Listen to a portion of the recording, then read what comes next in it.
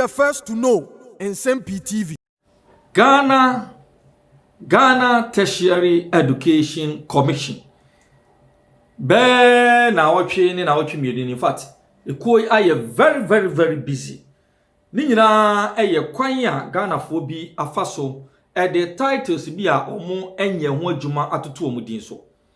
So your friend me doctor, me your professor, me your engineer, me your so and so. But obekom no na kwanya sese nipa no faso sua de enya saa abodin no na enya saa ene etie.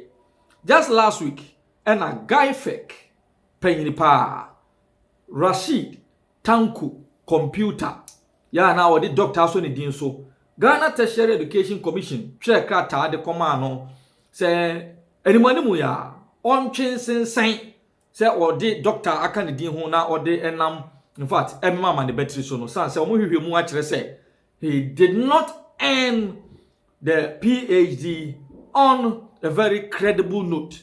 University corner was so kunya PhD wo hono ye Kingston University no kra no just say online university a ye hu ni tin ye hu no kon den na online university etumi ma wo PhD abodi ma ye frɛ wo doctor enti Dr. Rashid Tanko computer Ghana Tertiary Education Commission eso no muse twetwe ya se wo gye ne ho a enye omo san share ne say every single document of his ya wo this doctor no aka ne din ho bia no onko sesa no because onya obi a osefata se ye friend Dr. Rashid Tanku computer yeah no ye hwe said ye ho nsembeko some private citizens also a petition His Excellency John Dramani Mahama say obi ya appointee na otumi in fact efa kwoti kwan da oman yi se wa ye ni PhD na wa ye doctor na hwehwe mu ba beda di say say nipa no edi atro na da asem no da oman ya in fact on sem fata say obetoa so edi ne juma as a chief executive officer for such a very important government institution entino His Excellency enhwe na ontwe na juma emfa ensensen ya hono ma ya dwene ye ho and last week Friday the informal newspaper a publication say NDC Central Regional Chairman Professor Richard Kofi Asiedu Mabro no bia wa NDC mo ayehwe mo ahunu say papa yi kwan ya wono so fa so enya the title professor no emu orem once an obi ye be friend say wa professor na say obi a wasua mo ma ye ni PhD awie atra de kakra wasua pon atre a publish research journals ahodo a publish research works ahodo ansana nensa akasa body friend professor omowe mu ade di say NDC Central Regional Chairman Professor Richard Kofi Asiedu sa kwan won fa so but onam say friend professor enti NDC former bunu yankasa twere krata e di evidence omo wo de aka ho de akoma Ghana Tertiary Education Commission so omo de omowe mu ade di say omo regional chairman professor title na ka ne di ho no e fake enu nti no Ghana Tertiary Education Commission enya bre na wo hwehwem no mo mpese in fact ebepie na enigwase aka party no na ene Ghana Tertiary Education Commission sh0cks in fact Ediaba Betu just said they've received that petition from NDC groups within the central region. Say almost regional chairman Professor Richard Kofi Asiedu ne professor title no kan di ho no e fake ti sh0cks chiruma omo ye the necessary investigations and the outcome will be revealed. And from Dr. Rashid Tanko computer he say Adru Professor Richard Kofi Asiedu mo hu ne yakoso nyina mo hwe and I know that at the right time no the right thing will be done. Ya tigana memu ene NDC fake certificate ayema make us say yes the petition akwa komora Mahama say Tanku Ibrahim computer on pamono say oye fraud we academic fraud say onye professor onye doctor na was so doctor ya ka say ya anope dasebe daily the daily the insight ana pato paper no mame insight The informer, my informer, some had him. My informer, some had it. Yes, the informer, Asante Minim, so informer, Central Region, NDC. I report to your original chairman to GTEC. Yes, what the professor, Richard Kofi Asidu. Ono so say the professor no so fake. Enti ono ani NDC for no akwa report no the ama GTEC for say Ghana Tertiary Education Commission say papa no krate ekura no fake. Ejino omo hwem na omo strip ono so naked. Enti yet your man mu enne NDC fake and friend saying certificate reading. And people in MPP don't see the need to talk about those issues and what they are interested. And they say they will talk about NPP matters to drag the name of the NPP into dispute. Say the party no 80 million reforms. Over to you. PhDs, conflict of interest. Very exciting to hear the Speaker of Parliament, Alban Bagwin, support a crusade, long-standing crusade. We have been on for a very long time. You appoint MPs to boards. They go and oversee the boards and come to Parliament to now audit the same boards. What's that? Doesn't work. But let me begin by asking President John Mahama. We understand that, Mr. President, you have been petitioned to dismiss Rashid Tanko Computer. Dr. Rashid Tanko Computer, the CEO of the Ghana Investment Fund for Electronic Communication, GIFEC, over allegations that he holds a fraudulent PhD from King Snow University, an institution that does not appear to be accredited. In fact, it appears to be online and may have issued PhD to only this man. He has also the Ghana Tertiary Education Commission, GTEC, has also written to Tanko Computer, directing him to stop using the doctor title due to concerns about the legitimacy of his credentials. President Mahama, we understand, appears to be taking some action. But first of all, not too long ago, I spoke about a certain Dr. Nsem Pii, with a fake PhD. And President Mahama has demonstrated strong leadership by swiftly revoking Sansa Dali's board appointment and making it clear that he will not intervene in prosecution of wrongdoers. If he follows a similar approach in this case, he may have to dismiss Tanko Computer from his role at the GIFEC, or how do we call it, to uphold integrity in public office. He may have to order further investigations into the academic qualifications of other appointees to prevent similar incidents, because we are hearing and seeing some people who have PhDs, quote unquote, which are not true. He may have to support legal action if fraud is established, ensuring accountability under Ghana's laws. So, President Mahama, this man is in public office. The BNI, NIB, was supposed to have checked all persons who are appointed. How did that escape anyone? And why can't he, Tanko Computer, simply put out, his thesis topic, or even the thesis he did, any graduation, certifications to prove this? Would you want to continue to watch him on the media, insulting people who are questioning him over this obviously fake PhD that he's parading around? And please, colleagues in the media, we also play a crucial role in ensuring accuracy. If Tanko Computer cannot provide credible proof of his PhD, such as his thesis, supervisors, or graduation records, then journalists should reconsider using the doctor title when referring to him. Thank you, Speaker Bagwin.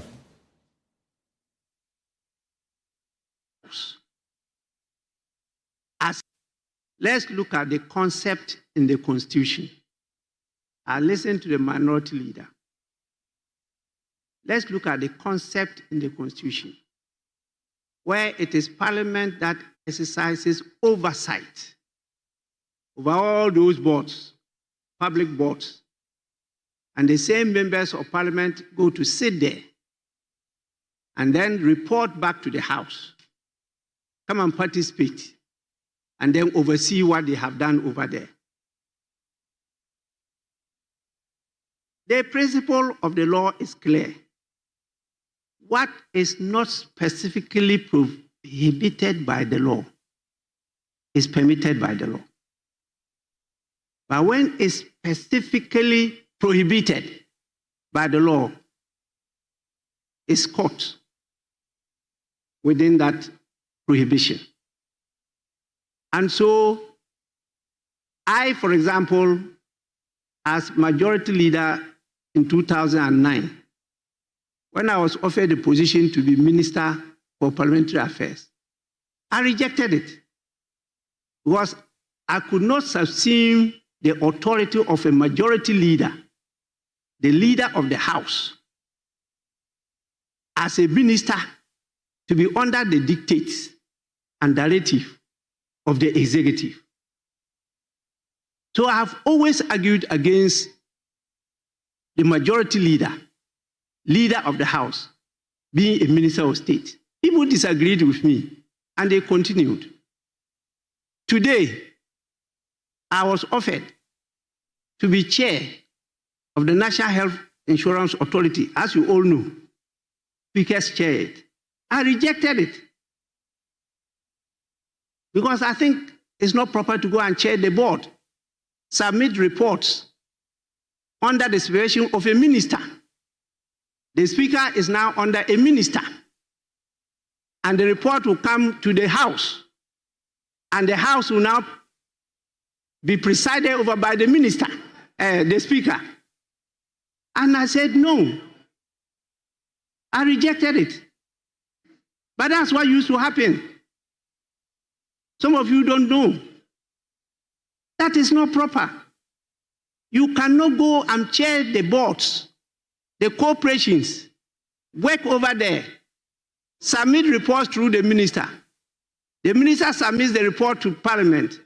Then you come and preside over those reports and approve or disapprove. Please, issues of conflict of interest, prejudice arise.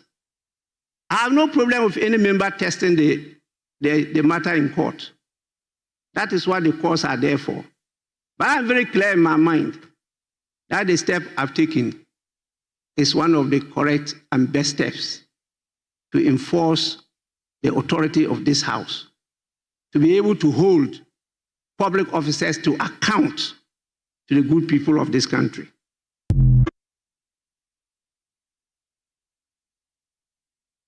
And that will be my take. Thank you very much for joining the long-standing campaign that we have been on for so long a time now.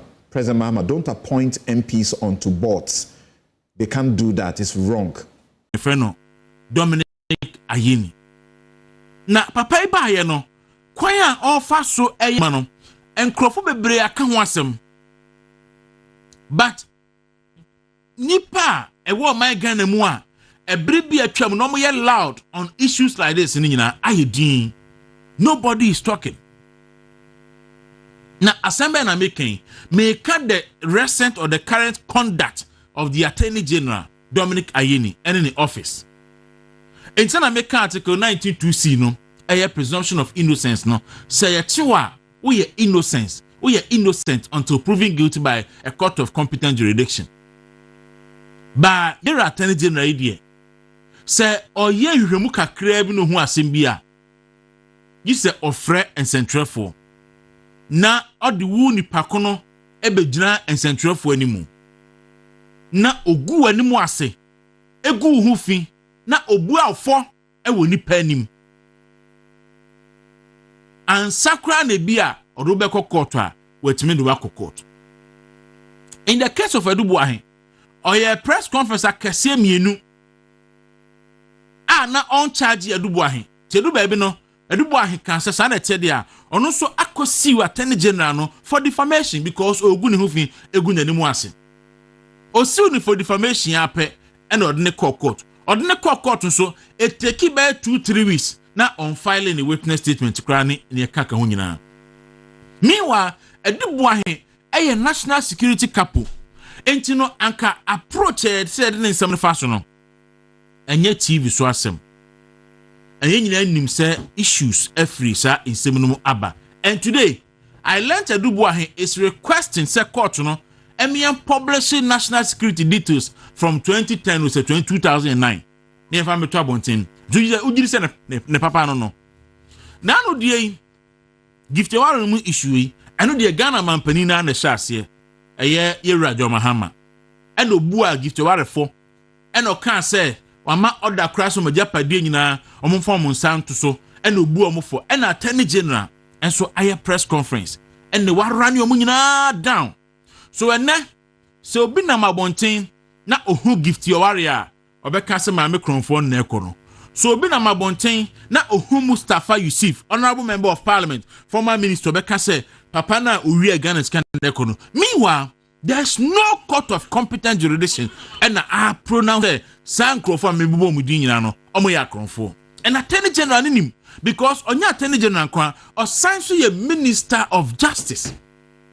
Atentrene eso di adwuma. Eno nim se ensese oyesa but oyesa and you see me ho the trick no because naturally say oyesa na obon krofo hu a na nipa edimirika ba abeka so me prepare again because onim say in 70 bi won mo kokko to kra no ntimi improve nti enipa ne we say me prepare again na me ama me di scanner ba ana say odi hu ba abeka say obekwa akodi adanse e de etia obi na ye de na to afiase ebiem oyesa na the court no ato eye tenkuro because say asam no court na fact of the matter ni could be judge nanim na judge ne hwe ne hu say there is no justification so do obi tumu a na ojai ni pano now the public will say judge ni NPP ni and judge no akwa jisika. So because of that inti judge no be share the public sentiment around the case na odi edi asem no in a certain way which for me and ya asem ya can happen say eba say no a emwa ema atemu adwuma no enkoso my Ghana mu. Bible say owo kwan da abotan so ehye kwan da nsuom be ma kwan da oba ho na fufuo kontan so wadrumu na ebu no saa so na eye crime nsem so no court dan mu na ye ka no enti attorney general no enya press conference ase ene ye ka ye di asem look Godfred Yabo Adame ebe ye attorney general Ghana cases so winning ye both local and international. In fact, before said Godfred Adame ebe fi abemu no ni we save Ghana over 10 trillion Ghana cedis and here judgment death cases in Ghana both in Ghana and outside Ghana 10 trillion Ghana cedis. So enya the capable and able Godfred Yabo Adame a utimi gina Ghana nemu a anka Ghana boka 10 trillion any actually to judgment debt in kwa ni nyina ye contract bonia na NDC for asensan na be by opese utwa mu but Godfred Yabo Adame none of those cases and oba bonti be press conference before so there assemble court none and even you say edu be a propaganda from NDC and idea and sana Godfred Adame issue public statement. Godfred Adame put on time commented on issues a court we issue public statement and only attorney general Ghana Funya a very competent one. Na saying send ya Dr. Yeni otie ye mu bi ha me predict ne appointment no e me too straightforward and said ye nipa e kan asem any school awakọ any other lawyer for watch from ade and then the deputy attorney general kra watch ade achi nipa bebre ade enti obi anim say onim papa from bone etinya oye no onim say enye but partisan politics inti ena oyesa na wo hwe cases otaya sa nyina no a sa cases no nyina e cases a fan political opponent one nipa of so mo ye NPP for politically exposed persons omo eno tade saade no eye wo mo na ofo mo a enye politician no a wonti Dr. Ayeninka say oh yes sir, and I think said the public trial no must stop na and give way to proper and procedural process na nyema so etimi akoso eti no ye for the attorney general the other side no de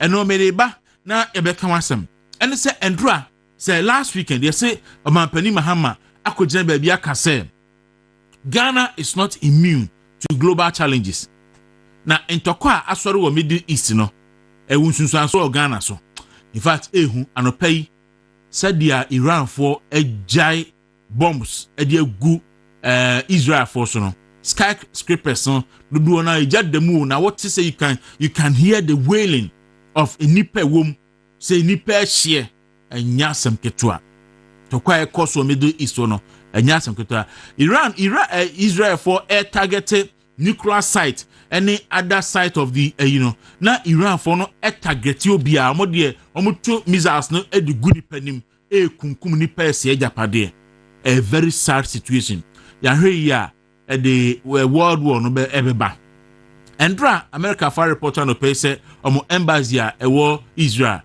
to pay ni bia kan omo ntie number 2 omo nya adwuma for the whole dinamum obi anwuye enti ye tutu bomb na eka American embassy na dia asam a very unfortunate situation.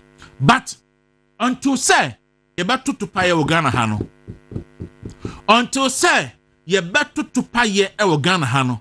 You excuse biya.